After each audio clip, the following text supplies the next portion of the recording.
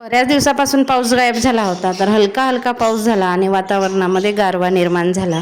आणि संध्याकाळच्या वेळेस फिरायला अशा छान मोकळ्या वातावरणात निघायला बरं वाटतं, कारण आपण दिवसभर घरात राहतो, राहून राहून कंटाळा येतो.